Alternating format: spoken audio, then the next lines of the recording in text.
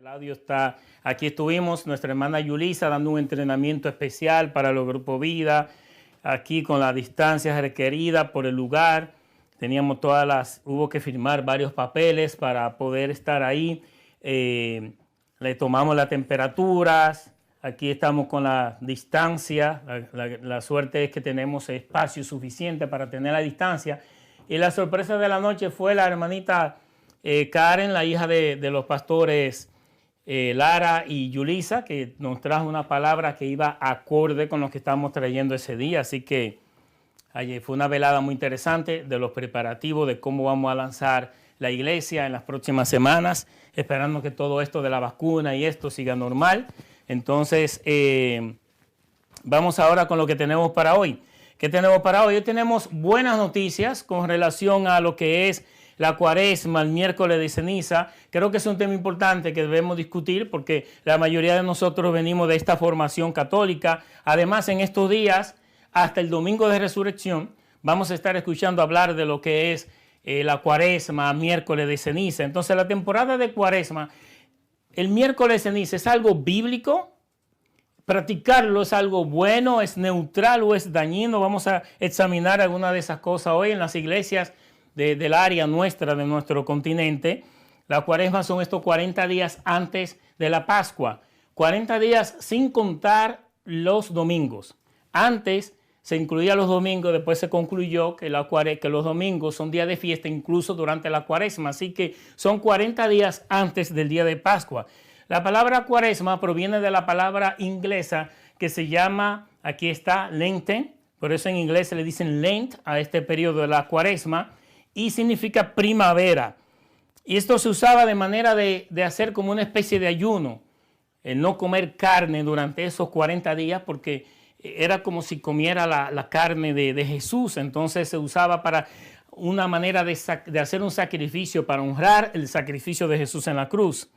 Entonces la carne en ese tiempo escaseaba. Se usaba los domingos. La mayoría de la gente comía pescado. Tenían una dieta muy buena. Pero cuando viene este asunto de la Cuaresma, los pescadores entraron en una crisis y los pescadores, ustedes saben que Pedro era pescador, la pesca era algo muy básico para la economía en esos tiempos. Y para los años 1547, esos años de el rey Henry VIII, Eduardo VI, volvió a instaurar esta ley de la carne durante la Pascua, no comer carne.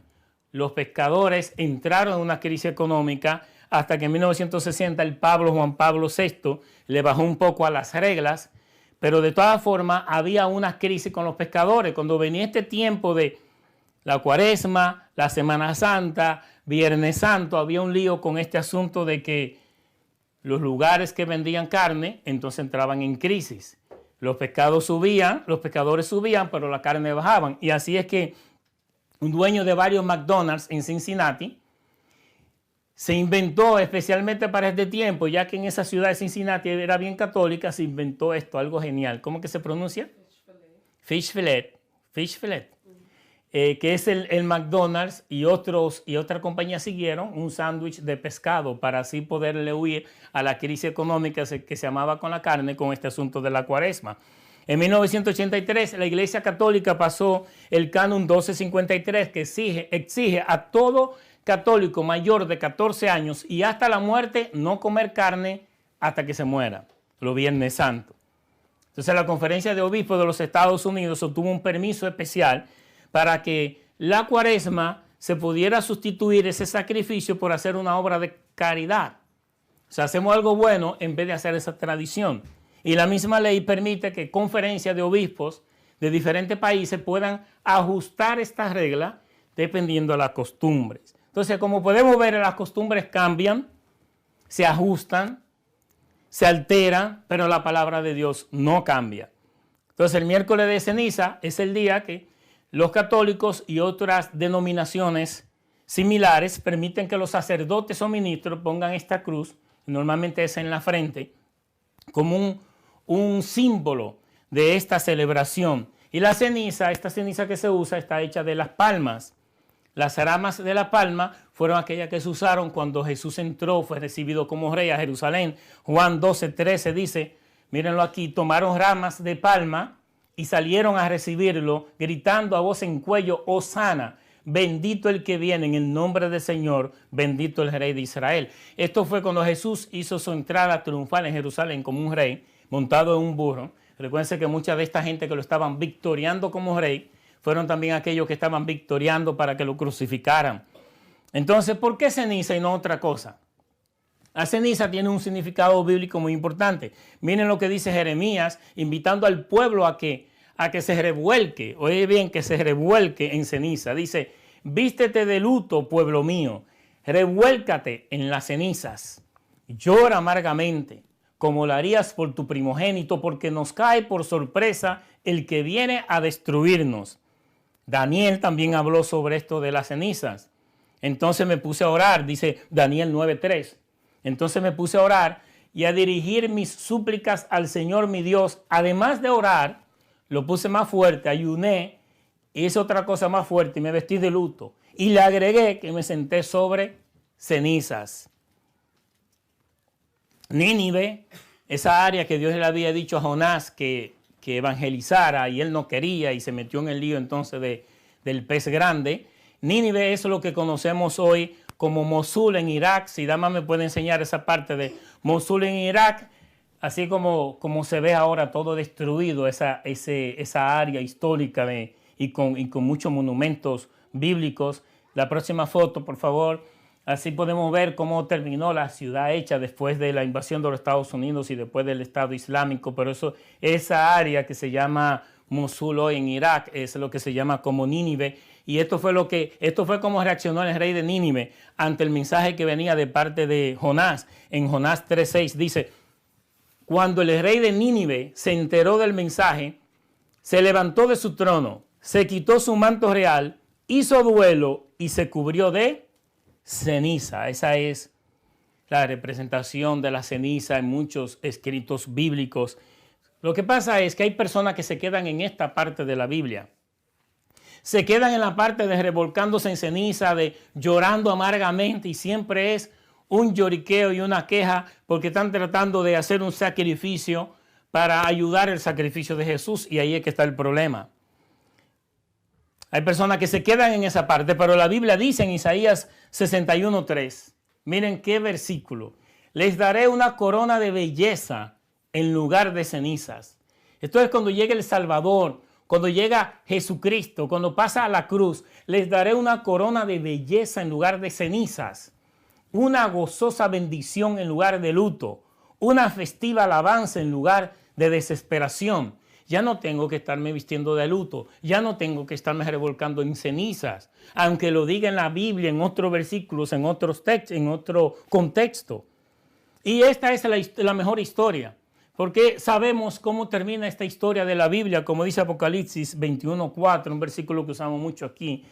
Él les secará toda lágrima de los ojos y no habrá más muerte, ni tristeza, ni llanto, ni dolor.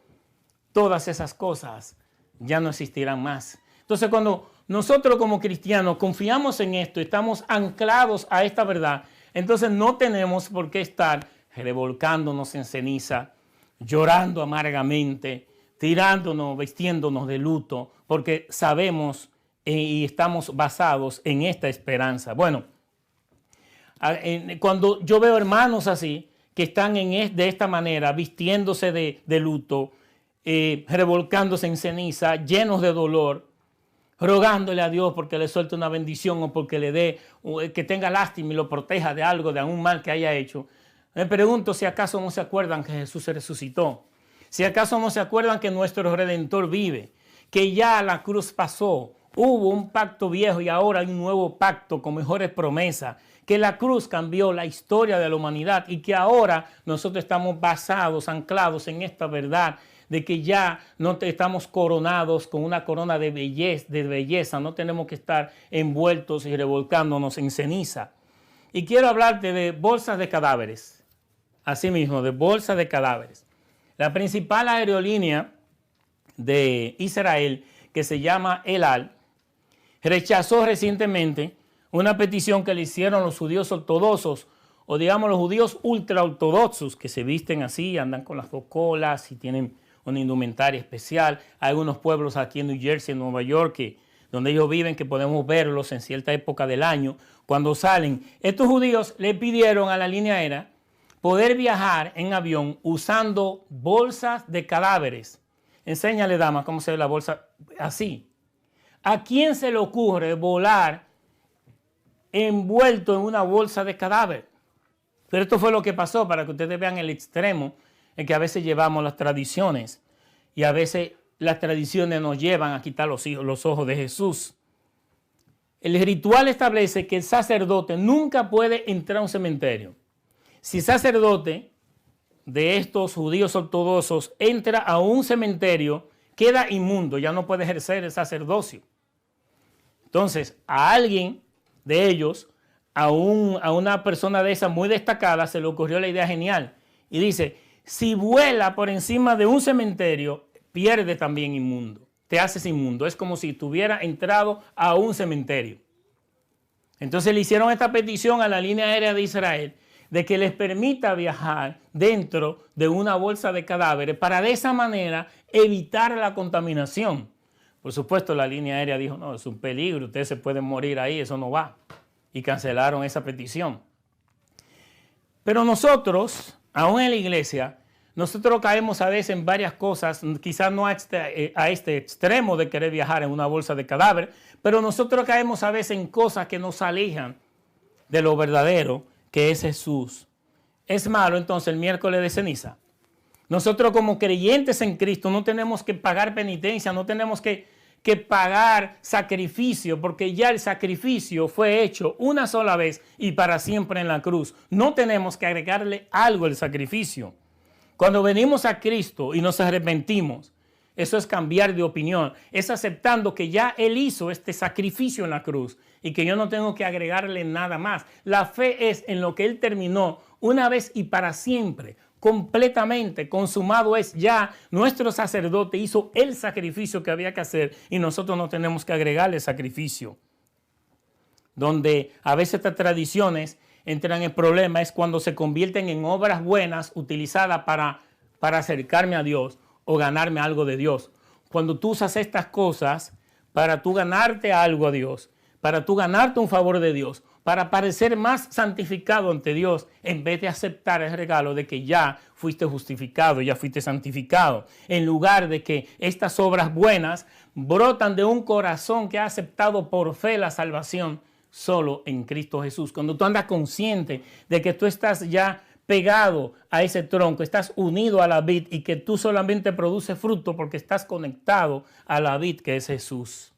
Quiero que veamos esta historia interesantísima de lo limpio y lo impuro. Mateo 15, 1 a 9. Vamos a ver una enseñanza aquí súper especial. Te vamos a enseñar un video ahora que te va a abrir los ojos sobre lo que significa esta lectura que está aquí, titulada Lo limpio y lo impuro. En Mateo 15, 1, 9 dice, se acercaron a Jesús algunos fariseos y maestros de la ley que habían llegado de Jerusalén y le preguntaron a Jesús, ¿por qué quebrantan tus discípulos la tradición de los ancianos? Comen sin cumplir primero el rito de lavarse las manos.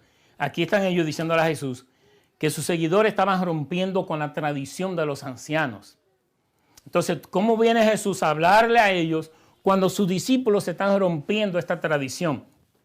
Quiero enseñarte hoy para que sepas que lavarse la mano no es lavarte la mano de hoy de la parte de higiene. Estamos hablando aquí del rito de lavarte la mano y quiero enseñarte este video para que tú veas en qué consistía lo que ellos le estaban diciendo a Jesús que no estaban haciendo sus discípulos. Mira, arrancó el video. Tú tienes que echar agua en una vasija, no puedes hacerlo de la llave, si no estás violando las reglas, tienes que echarle a una vasija, tomarlo con la mano derecha, pasarla a la mano izquierda, echarle 2 veces a la mano derecha, no 3, 2 veces. Después pasarla a la otra mano para echar a la mano izquierda. Mira aquí la señal. Después que haga esas 2 veces, tienes que pasarlo de mano, echarle 2 veces, no 3 ni una, 2 veces a la mano izquierda. Después de eso, tienes que poner la mano de esta manera que el agua se corra entre los dedos. Y entonces tienes que hacer una oración que tienes que aprendértela de memoria, una oración de bendición antes de comer el pan. Después que tú termines de hacer esa oración de bendición, te seca la mano Viene el video donde coge el pan y vas a ver que cuando coge el pan, los 10 dedos de la mano tienen que tocar. No puede hablar nada, no puede hablar otra cosa que no sea eso. No puede tocar el pan aquí, el plato ni la mesa. Tiene los 10 dedos, tiene que tocar el pan, tiene que hacer la oración nuevamente. Y entonces después es que te puede comer el pan. A eso que se refiere cuando los fariseos, los maestros de la ley, le dicen a Jesús, tus discípulos no están haciendo toda esta rutina. Entonces Jesús le contesta, ¿y por qué y Jesús se le contestó, ¿y por qué ustedes quebrantan el mandamiento de Dios a causa de la tradición? O sea, quebrantando el mandamiento de Dios a causa de la tradición. Y sigue diciendo, Dios dijo, honra a tu padre y a tu madre, y también el que maldiga a su padre y a su madre será condenado a muerte. Ustedes, en cambio, enseñan que un hijo puede decir a su padre o a su madre, cualquier ayuda que pudiera darte ya la he dedicado como ofrenda a Dios. O sea, si tú me pides una ayuda, padre o madre, no tengo que hacerlo porque ya yo se lo he dedicado a Dios. Y Jesús sigue diciendo, en ese caso, el tal hijo no tiene que honrar a su padre. Así, por causa de la tradición, anulan ustedes la palabra de Dios. Y eso es lo que hoy te queremos enseñar acá, de que por causa de la tradición no anules la palabra de Dios. Y aquí es donde viene Jesús y le tira durísimo a los que le tiraba durísimo la palabra, a los fariseos y a los hipócritas. Nunca van a ver en la Biblia que Jesús se le tiró duro a los pecadores. Nunca. En ningún momento Jesús se le tiró durísimo a los pecadores, porque Él vino a salvarlos. A todos. Le tiró a los fariseos, a los expertos de la ley y a los que hoy todavía siguen siendo fariseos. Le dice, hipócritas. Tenía razón Isaías, él tenía que demostrarle por el libro, cuando profetizó de ustedes esto que viene ahora aquí. Este pueblo me honra con los labios, pero su corazón está lejos de mí. En vano me adoran, sus enseñanzas no son más que reglas humanas. Y es la parte de la enseñanza que hoy nos está dando Dios a través de su Espíritu Santo, de que no podemos permitir que la tradición anule las palabras de Dios. Jesús aquí está hablándole con razón a los fariseos, a los maestros de la ley, que hacían esto constantemente. Y nosotros como cristianos en nuestras diferentes iglesias, en nuestras diferentes denominaciones, no podemos permitir que las tradiciones, que las reglas de las iglesias, de los concilios, estén por encima de la palabra de Dios. Miren esto en Gálatas 1, 11, 14. Esto es Pablo hablando a la iglesia de Gálatas, que tenía este problema de estar mezclando la tradición con la palabra de Dios, con Jesucristo. Dice, quiero que sepan, hermanos, que el evangelio que yo predico no es invención humana.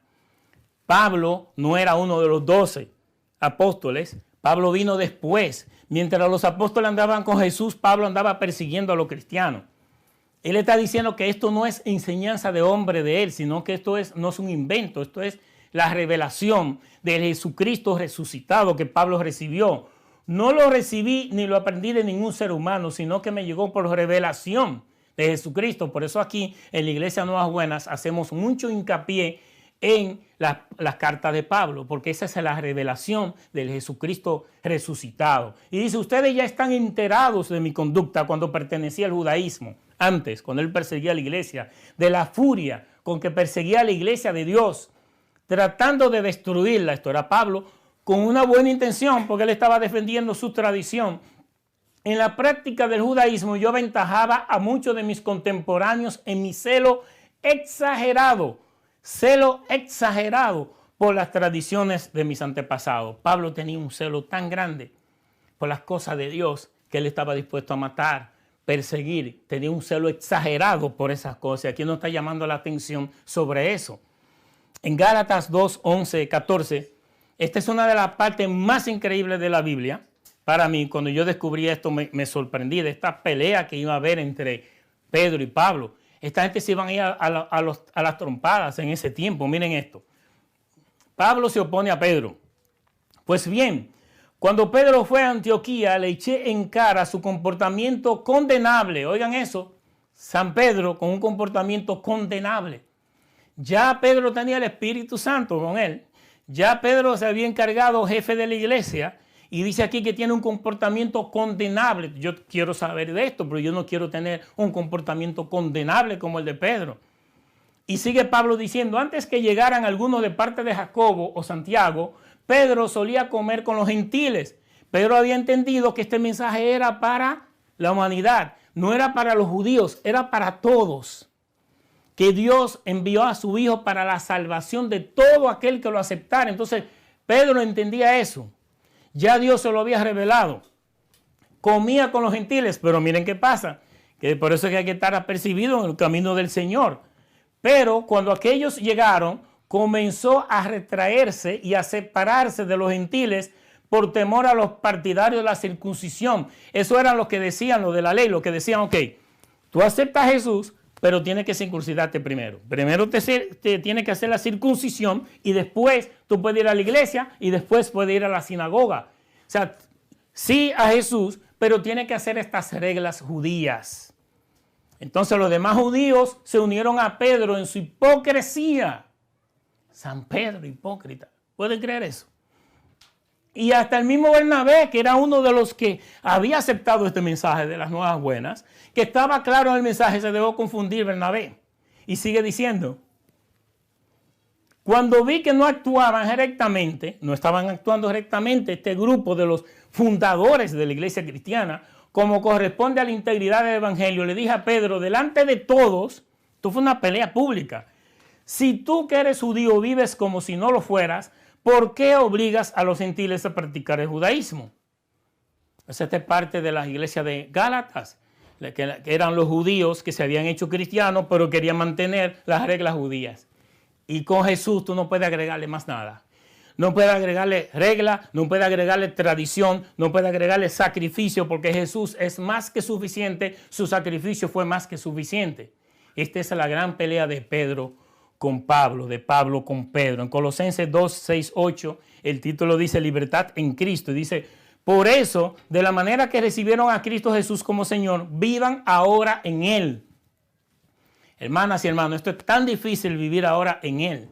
Andar con esta conciencia de que estamos ya arraigados, edificados en Él, confirmados en la fe, como se nos enseñó, que recibimos esta nueva identidad por fe en lo que Jesús hizo en la cruz y llenos de gratitud. O sea, tantos regalos que recibimos por el sacrificio de Jesús, tantos regalos incluidos en la salvación, que ahora solo nos toca dar gracias, Señor. Sin embargo, nosotros seguimos buscando más por aquí, más por allá, una revelación nueva por acá, un profeta nuevo por allá, y caemos en esto de Gálatas. Cuídense de que nadie los cautive con la vana y engañosa filosofía que sigue tradiciones humanas, la que está de acuerdo con los principios de este mundo y no conforme a Cristo. Tan difícil descansar, entrar en el reposo de que ya Jesús está en ti y tú en Él. You're done. Tú no necesitas más nada. Jesús en ti es más que suficiente. Independientemente de las circunstancias de la vida que tenga que enfrentar, de las aflicciones del mundo, ya tú eres uno con Jesús. No tienes que hacer ningún sacrificio extra para ganarte algo que ya tienes en Cristo Jesús. Entonces las tradiciones vienen y se van. Las tradiciones se instituyen y se quitan. Se le agrega y se le pone. Pero la palabra de Dios no cambia. Y nosotros queremos que la Sagrada Escritura, que los 66 libros de la Biblia, 39 del Viejo Pacto, 27 del Nuevo Pacto, fueron inspirados por Dios. Nosotros creemos en lo que dice la palabra. Nosotros creemos que tú debes ver el contexto de lo que estás leyendo en la palabra o de lo que te dicen cuando te hablan del Viejo Pacto, cuando te hablan del Nuevo Pacto. Hubo algo aquí que dividió la historia del mundo. Porque si no la divide la palabra, si no la ve en su contexto, quiere decir que tú tendrías que hacer el rito de lavarte la mano de esta manera antes de comer pan.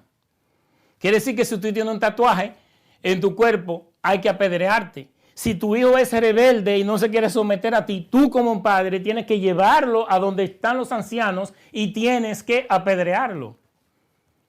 Por eso es que tenemos que ver esto en contexto. Entonces, ¿qué hacemos con el miércoles de ceniza? No está en la Biblia. ¿Qué hacemos con los cuaresmas? No está en la Biblia. Es una tradición establecida por humanos. Ahora, ¿qué pasa? Yo que trabajaba en Midtown Manhattan, en las calles 50 de Manhattan, ¿qué pasa si mi amigo católico, mi amiga católica me dicen, el día de miércoles de ceniza, vamos allí que quiero que el Padre me ponga mi cruz de ceniza en la frente. Yo voy con esa persona, si me quedo un poquito alejado y el Padre después viene, como yo estoy con ella y me quiere poner, yo no le voy a hacer así, digo, no, soy el diablo, me va a poner una marca, no. Yo no voy a hacer eso, porque eso sería una falta de consideración o de respeto a mi amiga o mi amigo, sería una falta de respeto también al sacerdote. Si estamos caminando por la calle, que en Manhattan se ponen en las esquinas los sacerdotes para ese tiempo a poner la marca, y viene mi amigo o mi amiga que son católicos y se ponen la cruz, y viene el sacerdote para encima de mí, yo no le voy a decir, eso es el diablo, no, para nada del mundo.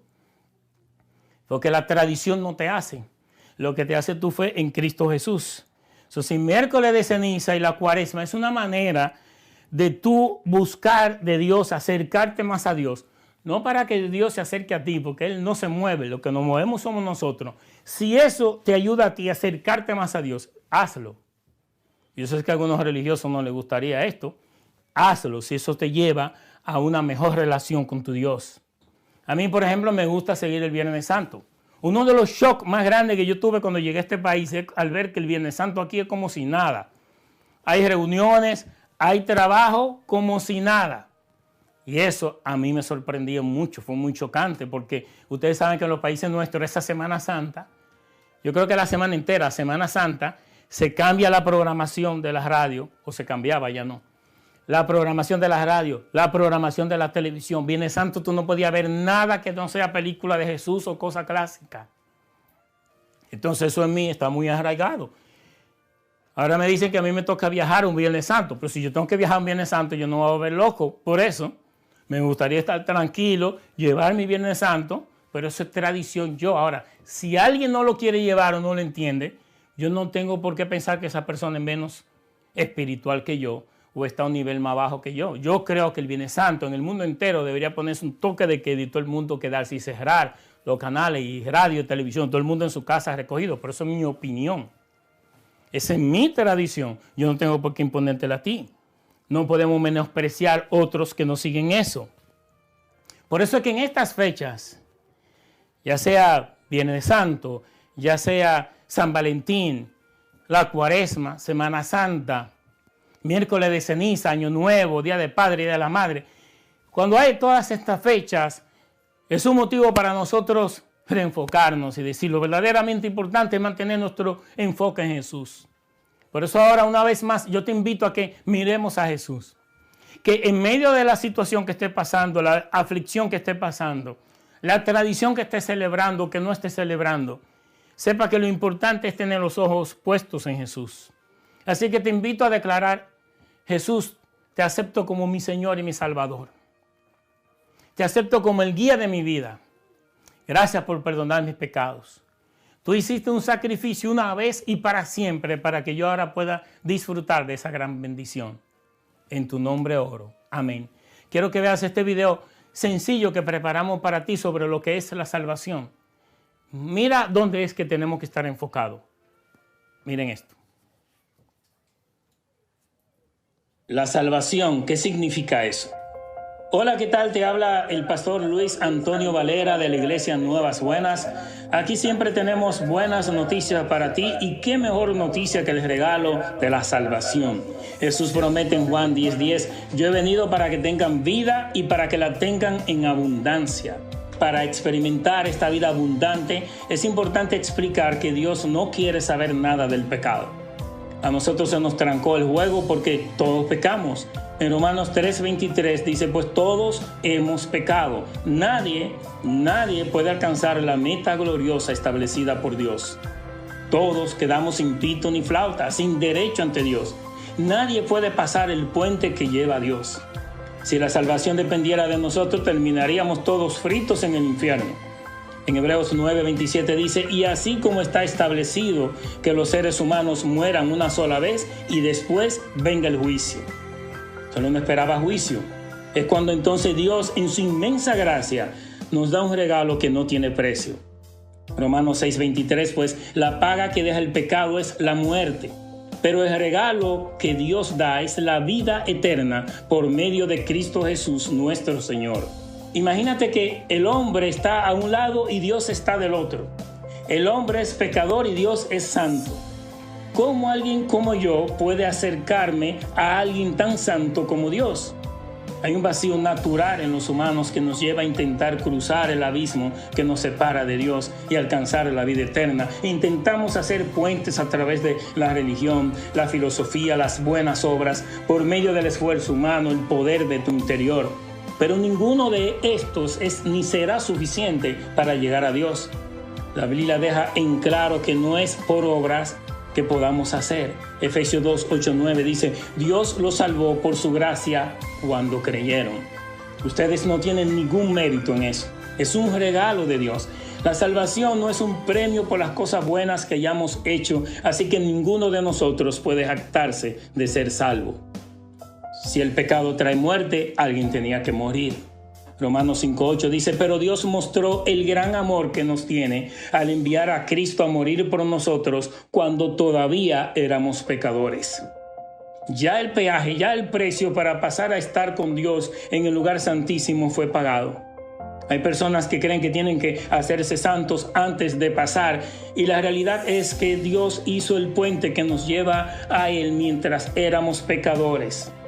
En Juan 11:25 Jesús hablando dice, yo soy la resurrección y la vida. El que cree en mí vivirá aún después de haber muerto.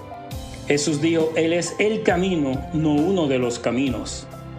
Ahora bien, si te dan un regalo y nunca lo abres ni lo usas, de nada sirve. ¿Qué nos toca hacer con este regalo de Dios que se llama Jesús? Recibirlo, abrir el regalo aceptando a Jesús como Señor y Salvador y el pago que ya hizo. Miren Jesús hablando en Juan 5:24, les digo la verdad, todos los que escuchan mi mensaje y creen en Dios, quien me envió, tienen vida eterna. Nunca serán condenados por sus pecados, pues ya han pasado de la muerte a la vida. Es así de sencillo como somos salvos. Romanos 10:9 dice que si confiesas con tu boca que Jesús es el Señor y crees en tu corazón que Dios lo levantó de entre los muertos, serás salvo. Y es así de simple como nos convertimos en hijos de Dios. Juan 1:12 dice, pero a todos los que creyeron en Él y lo recibieron, les dio el derecho de llegar a ser hijos de Dios. Cristo ya es el puente que nos separaba de Dios. Murió por nuestros pecados conforme a su promesa, fue sepultado y resucitó al tercer día. ¿Estás listo para tener vida eterna, vida en abundancia al ser hijo de Dios y parte de su familia para siempre? Entonces se repite conmigo algo como esto: Jesús, te acepto como mi Señor y Salvador.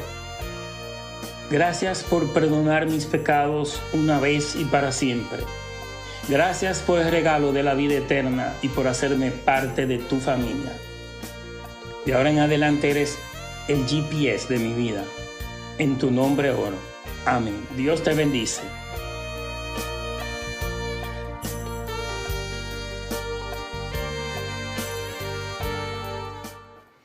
Bien, si este video te ha llevado a confesar a Jesús como tu Señor y Salvador por encima de las circunstancias, aunque no lo entiendas todo ahora, a partir de ahora te comenzaremos a llevar paso por paso como debe ser. El próximo video que estamos preparando son las 5 cosas que debe hacer un nuevo cristiano. Así que te vamos a llevar paso a paso en este caminar. Lo primero es aceptar a Jesús como Señor y Salvador. Y quiero orar este salmo para todos ustedes para esta semana.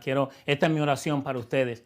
El Señor te libra de todo mal y cuida tu vida. El Señor te libra de todo mal y cuida tu vida. El Señor te protege al entrar y al salir, ahora y para siempre. Esa es mi oración para ti a partir de esta semana. En el nombre de Jesús. Amén.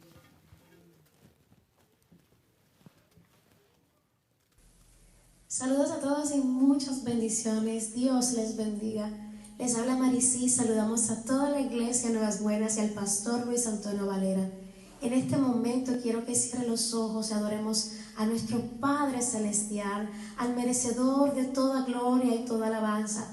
El salmista decía que Dios es nuestro refugio, nuestra fortaleza y nuestro pronto auxilio en la tribulación. En este momento le pedimos al Padre que nos cubra y nos abrace y nos esconda bajo sus alas. Así que en este momento adora conmigo en esta alabanza. Aleluya. Cúbreme, abrázame y escóndeme bajo tus alas, oh Señor, cúbreme, abrázame y escóndeme bajo tus alas, oh Señor, no me dejes ir, deja que sienta de tu gracia y de tu amor, cuando en las noches me inunda el temor y siento que la soledad se apoderó de mí, y cuando siento que es poco mi valor, es mi temor, es mi inseguridad, pero le decimos a Dios, es cuando más te anhelo, es cuando más te necesito, oír tu dulce voz diciéndome yo estoy aquí. Dile, cúbreme, abrázame y escóndeme bajo tus alas, oh Señor, cúbreme, abrázame y escóndeme bajo tus alas, oh Señor, no me dejes ir, deja que sienta de